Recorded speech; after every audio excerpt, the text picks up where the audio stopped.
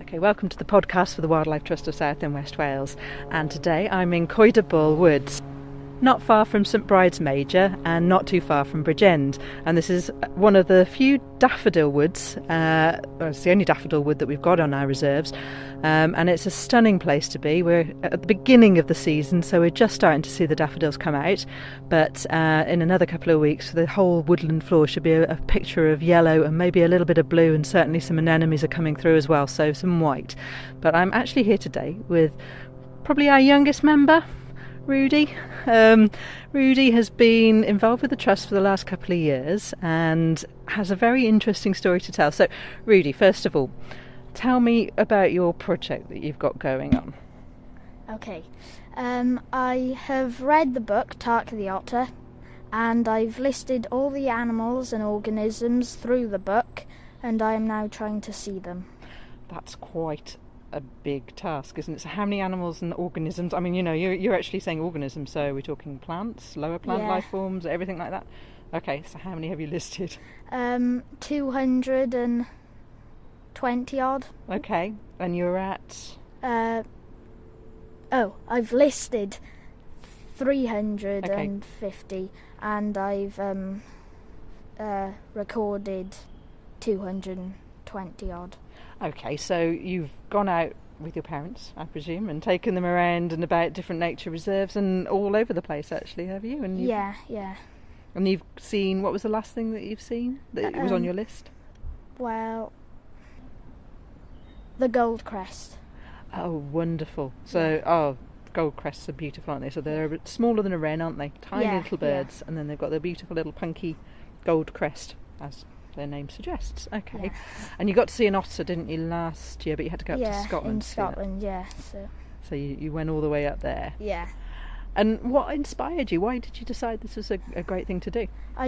When I read the book, I didn't know that there was so much wildlife and all that outside and everything. I just thought it was a couple of birds and that, but... Right. And suddenly your eyes have been opened to something quite a huge thing, haven't you?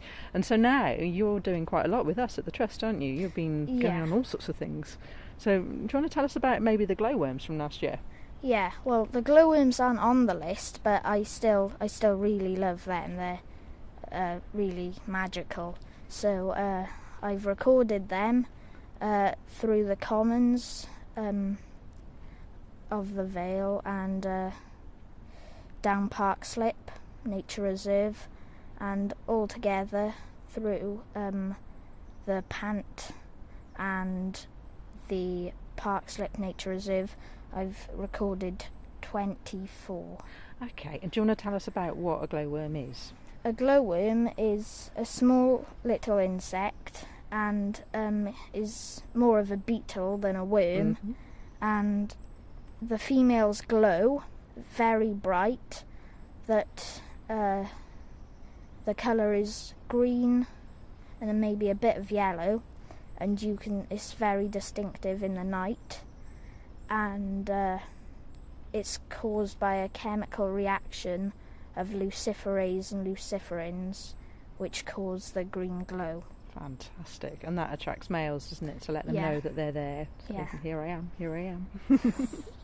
Okay, and then, so you've also been going out with, like, Rose, haven't you? Rose Rivera, who's our People and Wildlife Officer in Park Slip, and going on the reptile rambles and things like that? Yeah, reptile rambles, litter picks, ditch clearance, and...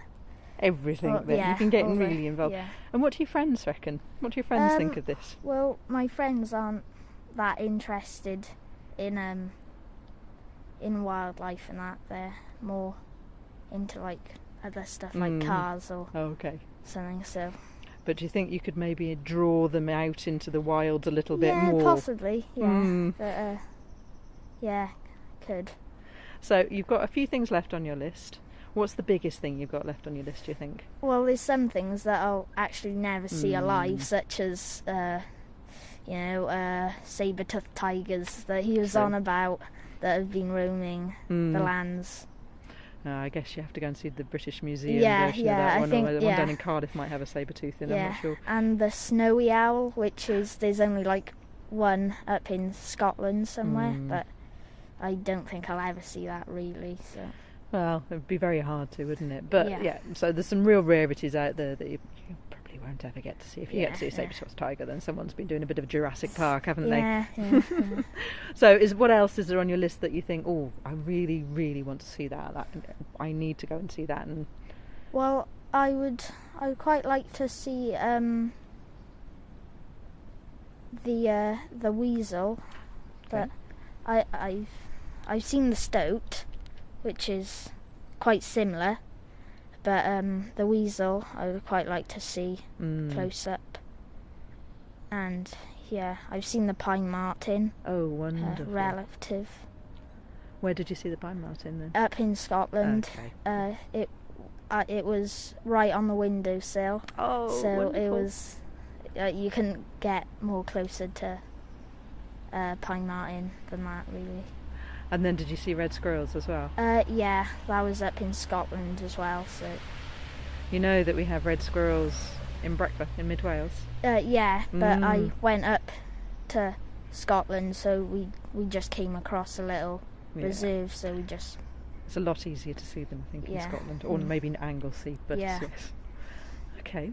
Well, thank you very much, Rudy. That's lovely. That's all And right. keep on watching wildlife. I think that's a really important thing that you do. And yeah, I love the way, I should say, that Rudy just gave me a tour of Coitable, and it's been a long time since I've been around Coitable, and Rudy's been fantastic at telling me where all the different things are, from the very tiniest things, little door snails that we saw hanging off little ear fungus, through to the sort of the bigger things like nests up in trees. And I think you're a brilliant advocate for wildlife. Well done, Rudy.